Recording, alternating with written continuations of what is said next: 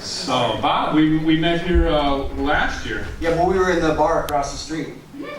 In the, Yes, we Wonder were. Bar. Yeah. And here last year, 9 months later, I had a baby, and here we are again. Yes, we are. It's wonderful. So, hi. I think I'm supposed to interview you, and Bob, I've been wanting to ask you, we didn't get to cover this last year. Like, Superman or Hulk, who would win in a fight? Hulk. Hulk, why's that? Because I like him better. You like him better. You always did go for the big green-skinned men. Yeah, that's right. I want somebody to tell me how come his pants always manage to stay on and become purple. I don't know. I don't know. Am I the only one who wonders that? Probably. Were you like drawing on the walls of your mom's living room, or is that where you got your start? Or? I actually still have them. I used to go visit sort of a distant aunt-in-law or somebody in East Texas, and she had these little round plates that were hand-painted pictures of hillbillies. Oh. And there were 5 of them in a row. I had them, and because she left them to me when she died, and Yeah. it was a hillbilly with a jug and taking a jug and then burping and looking uncomfortable. But when you looked at them, they animated. So it was sequential. They were sequential. Comic. Yeah, but they were hand-painted. She painted them on these little plates. She really painted them. She painted them, yeah. Oh, that's And so she cool. left them to me in a will. So I would sit and draw the hillbillies all day and draw them in different poses, doing different stuff. And that was like when I was 3, and I've never quit drawing since. Oh, that's cool. But So your Texan aunt-in-law was an artist. Yes, I don't even know how we were related, but her name was Pauline, and she was, and her house was haunted. Stuff would fly across the room and scare the crap out of everyone. Oh my God. Yeah. And did you like read comics when you were little? You know what? Honest to gosh, I worked in comics, but that was only because I was starting. I never read comics much. I read Mad Magazine. Mad that's Magazine was good. everything. Yes. And then National Lampoon when I discovered it. All right. We covered Superman versus the Hulk. What about Harvey Kurtzman, the first editor of Mad, versus Al Feldstein, the second editor? Oh, Kurtzman. By far, I love Kurtzman. He's one of my heroes. I was lucky enough to meet him on 3 or 4 different occasions, and he never remembered me, but that was okay. I didn't care. I was like standing, with an arm's reach of him. Ah, that's until security came. Yeah, that's right. Yeah. Okay. That's funny. I got to meet Moebius sort of the same way. I met him on 3 or 4 different occasions. By standing near Kurtzman? No, that's it exactly. Yeah, but I actually went and knocked on Moebius's door when he lived in Venice Beach in California, and he invited me in, and I assumed he knew me, but he didn't. But he was very, very polite. Oh yeah, wow. One of my heroes. I was in San Diego at the awards dinner, the Eisner Awards dinner, and it was just a little table, 5 or 6 people to a table in this ballroom. And Moebius was one of them. And like the whole time, like he's, while waiting for the food, he turned over his placemat and was doodling away. I mean, doodle doesn't begin to describe what Moebius does with I met him, pen and paper. I met him one other time. He had an office in Santa Monica in this really nice tower. It's a very Art Deco building. It's the only tall building in Santa Monica. And he was on the top floor, and I came to meet him, and I was talking to him. And while I was standing there talking to him, looking over his shoulder, he was drawing the airtight garage of Jerry Cornelius. Yeah. And it was all I could do to keep from squealing like a girl. Like, I was trying to hold that too, and I was trying not to be a big fanboy, but I kept thinking, I would love to get that drawing. Yeah. But I don't want to, I don't want to feel like a slobbering fanboy. Yeah. So, but then I thought, okay, I'm going to ask him. And I turned to ask, and it's gone. The waitress had cleaned up the table and thrown it away. Thrown fucking excuse me, ladies and gentlemen. Yeah. They threw this freaking Moebius drawing away, and he didn't care. Philistines. He didn't care. I could have had a Moebius. Oh well. I had a Moebius too, and I lost it in a bad breakup. So.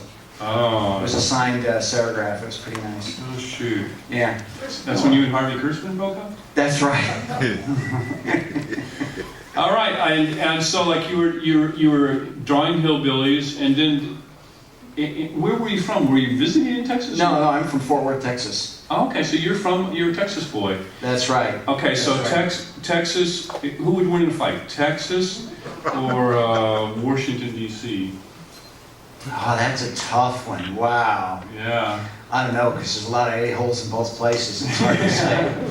But I don't know. Well, you think about that. We'll get back Okay, to we'll that. get back to that one, yeah. And so how did you get from Texas to here? I started out, my first job was doing caricatures. How did you get from Texas to New Jersey? I'm not sure that's an upgrade, but go ahead. That's the long story. That's the long Please, story. go ahead. But I started out doing caricatures at Six Flags Over Texas when I was 16. Oh, perfect. I did that for several years, and then I hit the road doing portraits and caricatures. I traveled all over the country doing the rodeo and home show and fair circuits. Oh, that was fun. For part of the time I had a VW bus that I lived in with my dog. His name was Fleagle the Beagle. And yes, he was named after the banana splits. And I did that. I ended up in Provincetown, Massachusetts on Cape Cod doing caricatures. I met a really great cartoonist who you may know, Gary Hallgren. Oh, yeah, sure. Really great cartoonist. Sure. Yeah. A great airbrush cartoonist. Did a lot of National Anthem and stuff back in the day. And he did some underground comics, too. He did. He was one of the original Air Pirates. Tortoise in the Hair or something. He was one of the Air Pirates. Bobby right? London, Sherry Flanagan. The Air Pirates were people that drew illegal Mickey Mouses. And there was a huge court case, and it was... doing that's a whole other story. Doing bad things. Yeah, they were like, what if R. Crumb drew Mickey Mouse? Sort of. Yeah. But, so I was in Provincetown. I met Gary Hallgren. He says, you should come to New York. I'll introduce you to my friend Larry Hama, who's an editor at Marvel. I got a job instantly doing movie parodies for Crazy Magazine. So that was for fun. Yeah, so as a guy who grew up worshiping, Mort Drucker, it was like a dream come true. So I was the Crazy Magazine Mort Drucker for some years. And I did art corrections at Marvel. I did pinups and covers and pencil some stuff. Great experience.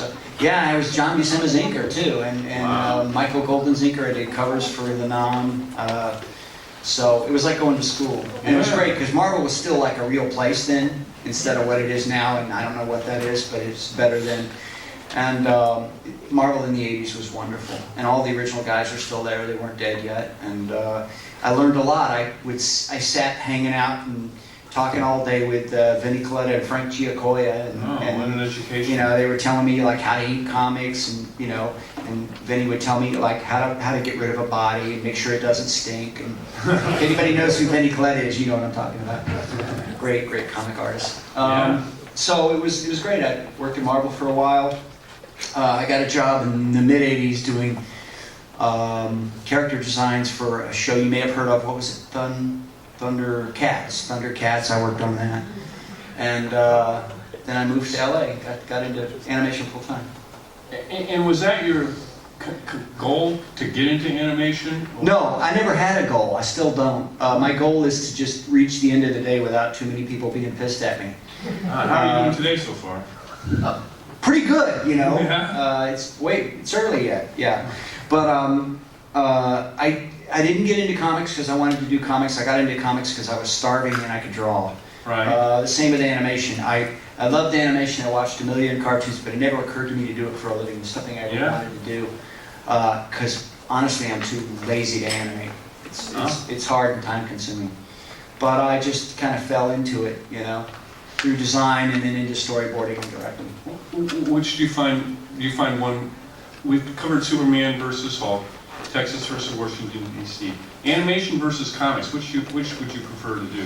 You got to be more specific because. I mean, do you enjoy making things move frame. and stuff, or do you enjoy creating that work of art that stays and you can enjoy and look at? I think animation because there's a lot more possibilities, and I think like you look at the animation done overseas and in Asia and stuff, they're doing some pretty terrific like hand-drawn stuff still. Yeah. That's kind of interesting. I think there's, you can tell sort of bigger stories with animation and stuff, but I don't know, I have bad feelings about both industries, like I'm sure everybody does. Yeah. So it's kind of a mixed bag, hard to say, really. Right. So, tell us, you're a great character designer. Thanks. Tell us what makes a great character. What goes into the A great character has to feel alive, has to have a personality. I mean, one thing that Larry Hama, I mention him a lot because he's really my mentor. He really taught me everything I know about telling a story with pictures. And the one thing he said is that if you're going to design a character, you have to know who the character is. You got to know everything about his personality, how he thinks, what he eats, where he's from. And once you sort of fill in the questionnaire of who they are and how they act and everything, then the stories will write themselves. And that's so true.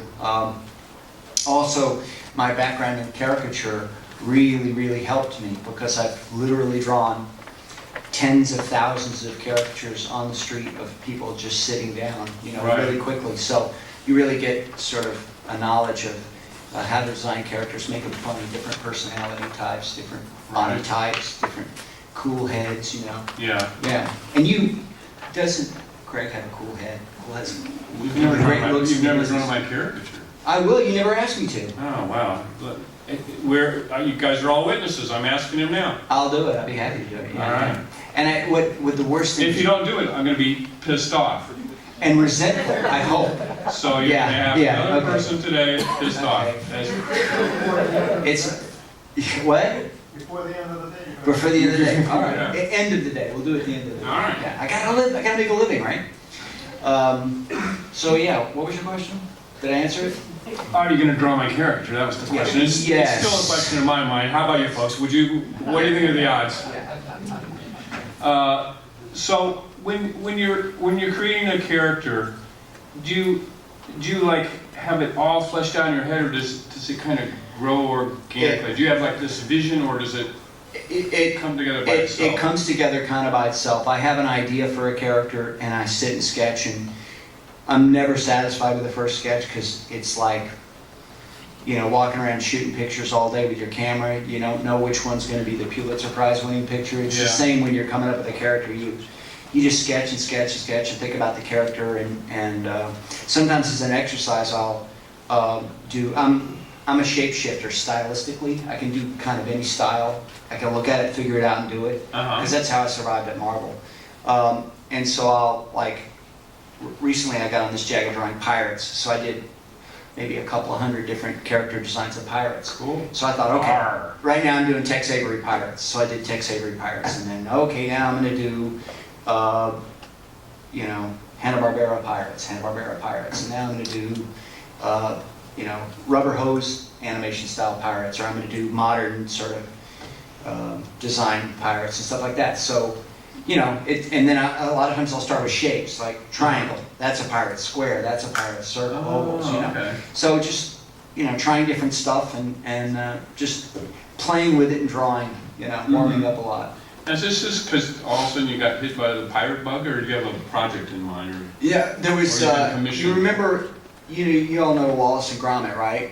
Aardman, they had this pirate movie coming up, so I went to England. I went to Bristol where the studio is, and I met with the people there, and I said, look, I want to work on your pirate movie. I want to, you know, do storyboards on it. And they seemed to like me, and they gave me the book, and I read the book, and so just for fun, I drew all these pirates and sent them to me, and I never heard back from them.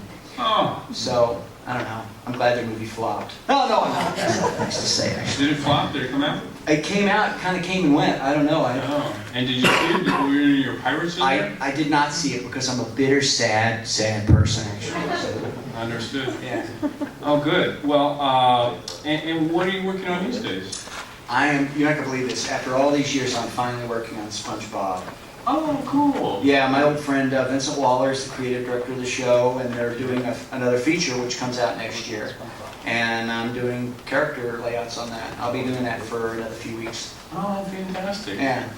And it's fun. And for anyone who's curious, yes, SpongeBob is the hardest character to draw in the world. Really? What makes him so hard? Well, he's all effed up. He's just a kind of a wonky box with wiggly lines. It's like there's no construction to it. And at every angle it's different. And you see all these drawings and you think, wow, this is a wacky expression. Well, I'll do a wacky expression. And they go, no, that's not the right wacky expression. We don't do that wacky expression. Here's the wacky expression we do. So the only reason, like, these same people have been making this show for what, 18, 17, 16 years, something like that. Yeah. So there's this vocabulary of expressions that SpongeBob has that these guys all have in their head that I don't have. Right. So I'm just, what would I like to do? And then, they send it back to you 8 or 10 times. Yeah. And it's not because it's bad or it isn't funny, it's just SpongeBob would never make that expression. Right. The fish people are super fun to draw, the background characters, they're super fun to draw, super easy to draw. I never have any redos on them. They're really happy with the character layouts I do on them. Yeah. So, another popular kids animation show that preceded SpongeBob was Ren and Stimpy. Tell us about those days. There's a lot of Ren and Stimpy fans here. Yeah, Ren and Stimpy was, I tell people this all the time. Who read The Tale of Two Cities in high school? Who remembers the first line in the book? Peter, what was it? It was the best of times, it was the worst of times. That completely describes the whole Ren and Stimpy situation. That was some of the best of the times. The best of the times were hanging out at John's house when we were all starving and before we did the show, sitting around getting really loaded on fresh fruit.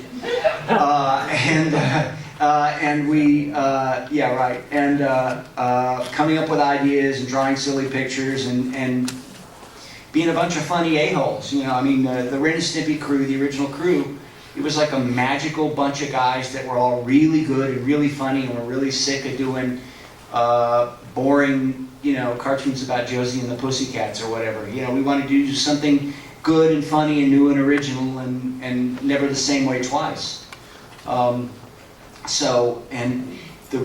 The really great thing about it is the network was a new fledgling animation network. No one had ever done an animation network before, and these people were the woman who ran it, Kat Laybourne, wonderful lady, wonderful woman, but basically she was just sort of a sweet hippie lady, and she was completely had no idea who she was dealing with. So we got away with a lot. Tons of innuendo, many layers of insinuated bad taste and stuff like that. So it was a lot of fun. We did some really creative stuff, and despite whatever some people say, Nickelodeon was not the bad guy. They were very supportive, and they put up with us for a really long time, and we were a-holes, big ones. So it was great. The really cool thing was that our mission was to make sure that the next cartoon we did was better and funnier than the one before. Nice.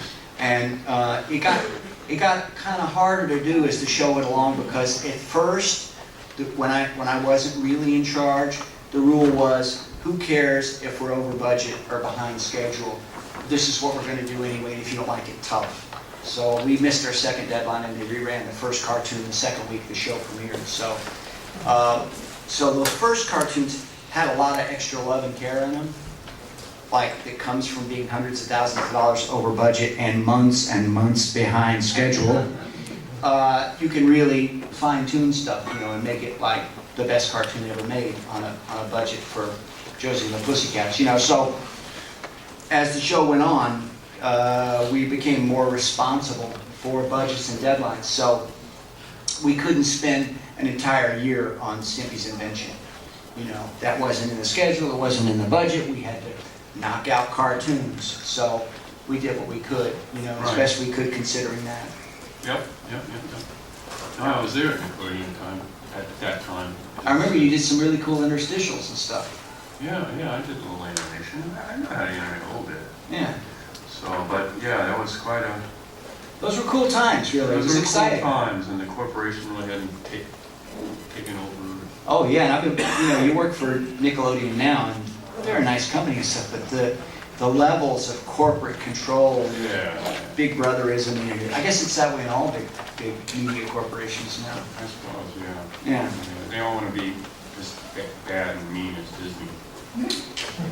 You know what? I gotta tip my hat to Disney. Has anybody seen any of the new Mickey Mouse cartoons? Oh, they're hilarious. The ones that like Stephen DiStefano's boarding and stuff. They're unbelievably funny and brilliant, and they finally figured out that the reason Mickey Mouse isn't alive is he's become this cookie cutter corporate icon with no life in him, and all the creative decisions are being done by marketing and not by animators and cartoonists and, you know, funny people. Yeah, those new cartoons are wonderful. Yeah, and I think it's a lot of the guys from like Powerpuff and those great Cartoon Network guys that came out of this sort of post-Ren and Stimpy era are doing that now, and it's great stuff. It's really funny. Yeah. If you haven't seen it, you should see them. The new Mickey Mouse cartoons are awesome. I think some of them are on YouTube. They're funny. Yeah, they're really great. Really funny animation, funny, and lots of action. Action.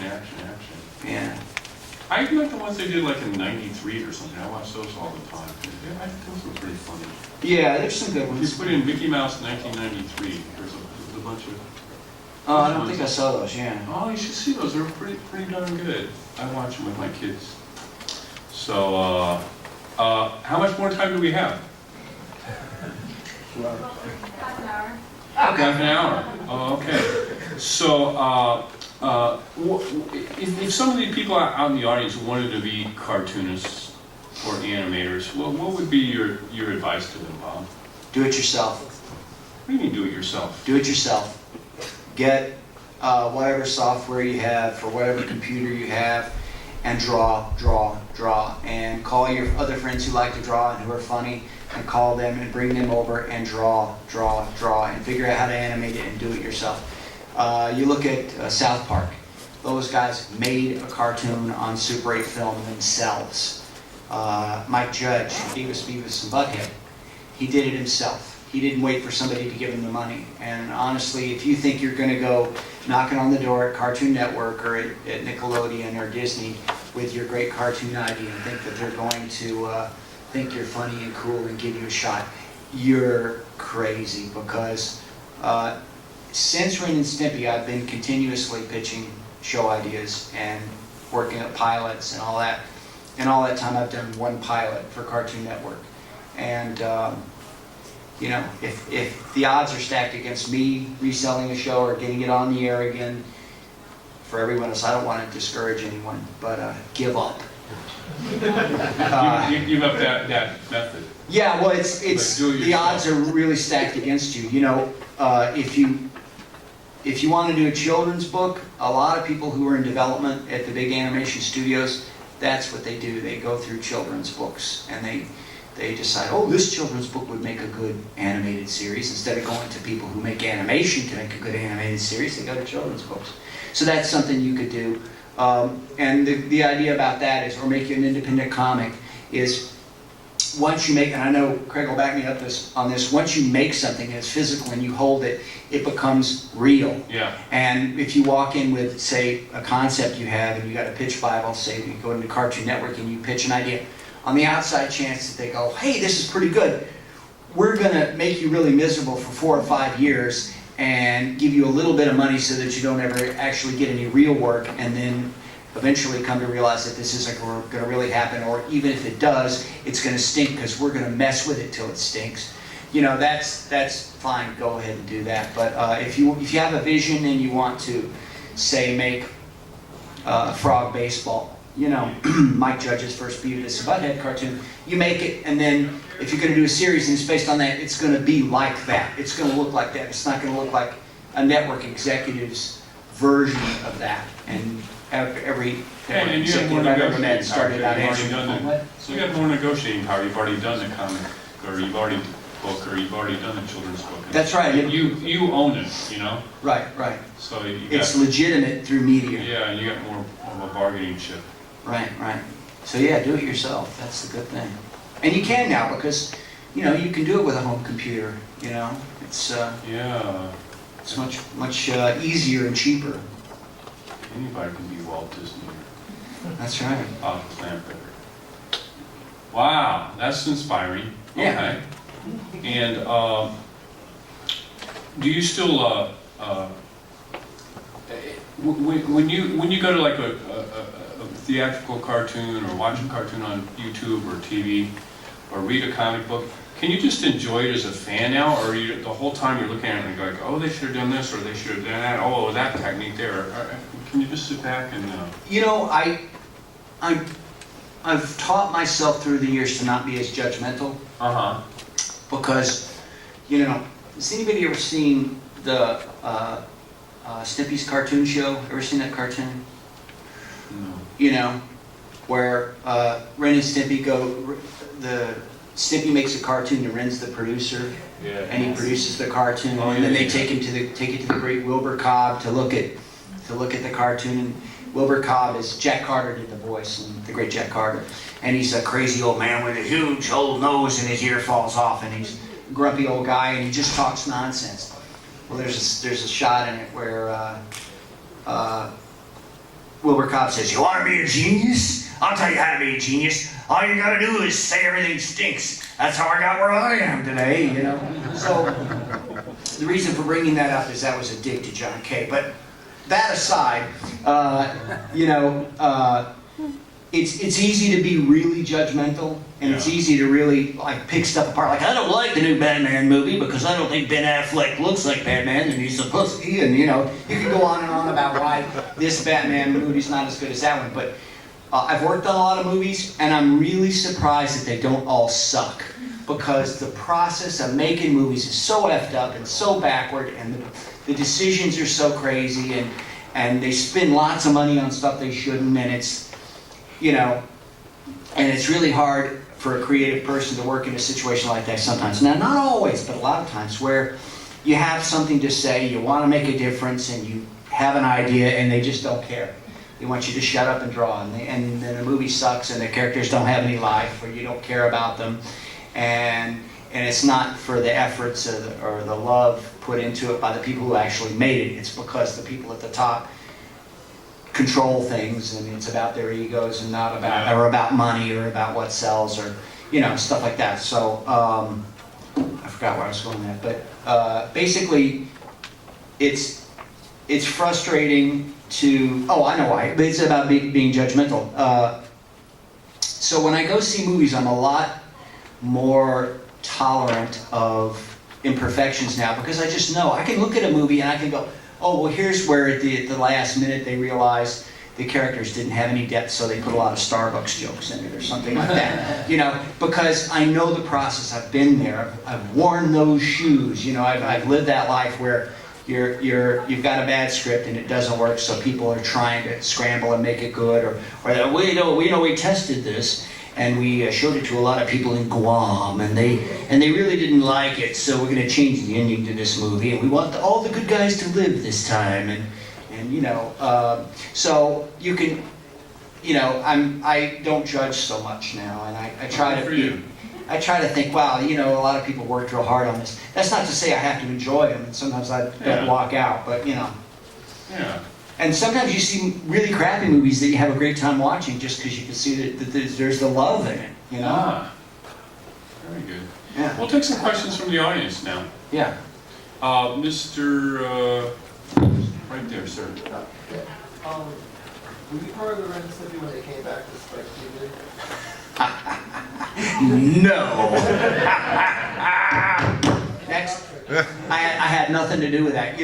When I heard that they asked a certain person to do the show again, I was really mad. I was really angry, because wait a minute, who got fired? It wasn't me. Who saved the show? That was me. Who delivered the show on time and budget? That was me. I don't get it, but in hindsight, I'm happy I didn't do it. Because honestly, it wouldn't have been the same. I mean, you look at those cartoons, it's not the same. You can't go back. Because you were saying that when you first started off, they had all these little like different levels. And it was dirty, but it had this clean. But we knew who our audience was. Yeah, and that was what made the show great. But then it came back and it was dull. But you know what? I have to say, in John's defense, Spike set themselves up for that, because what they said to John was, "Do whatever you want."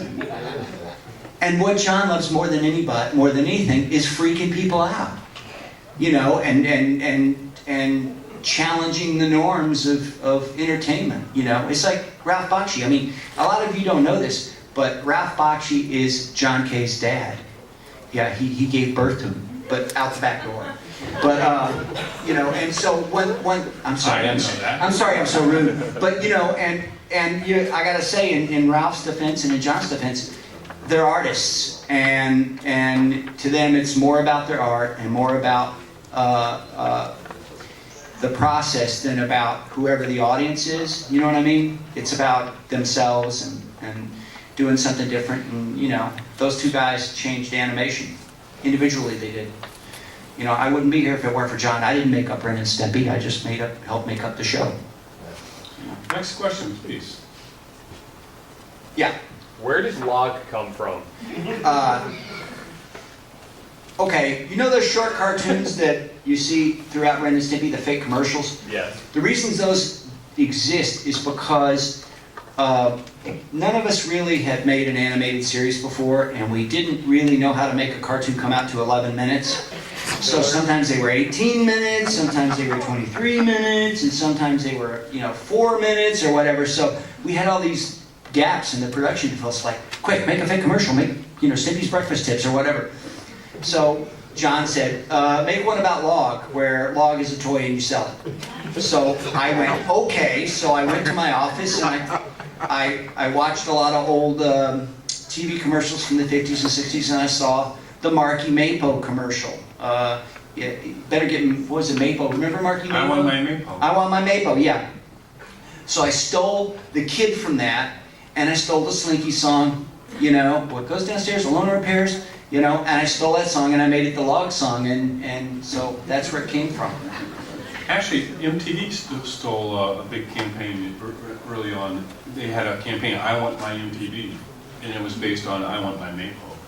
Really? Yeah. We both stole from MTV. Well, you know what? Everything's stolen. I mean, you look at the Ren and Stimpy pilot. All the characters were stolen from Milk Gross comics. And you knew that, right? You spotted that. I knew that, yeah, because early on they asked me to, do some like Ren and Stimpy promotions through like Pizza Hut and stuff like that. And I never heard of your guys' cartoons, so they sent me a bunch of. I went over a fax machine, a bunch of drawings came through of Ren and Stimpy and the characters and shows, so I could get an idea what it was. I come through and they go, well, they stole these from Milk Gross comic books. And I went and got my old Milk Gross comic books. Yeah. And I sent back the J.J. Settlemeyer. I was working with J.J. Settlemeyer. I sent him back another fax showing Ren and Stimpy and Milk Gross comics side by side, where you guys lifted exact panels and characters and stuff. We did. We actually did. Yeah. And I'm proud to say that. I am too. I mean, stolen from the best. Stolen from the best. Milk Gross. Everybody take a note. Milk Gross is the best, and I don't have any of my Milk Gross books for sale here today because they all sold out, but they're still available. They're hard to find. Back in those days, you could get them, but. Well, my Milk Gross book is still available online, so. Oh, okay, cool. Type in the complete Milk Gross, and you'll see where John and Bob and brilliant people stole from. And Jim Smith and the Nailer and. Stole from the original genius Milk Gross. Yeah. So the complete Milk Gross, comics and stories. And we were influenced by Terry Toons cartoons, of course. Oh yeah. A lot of influence there. Very good. And next question, please. We covered everything. We've covered stealing. Yeah. Oh, sir, in a Mr. Black T-shirt. What era of animation is probably your favorite? Like 40s Warner Brothers. Okay. I watched Waikiki Rabbit again the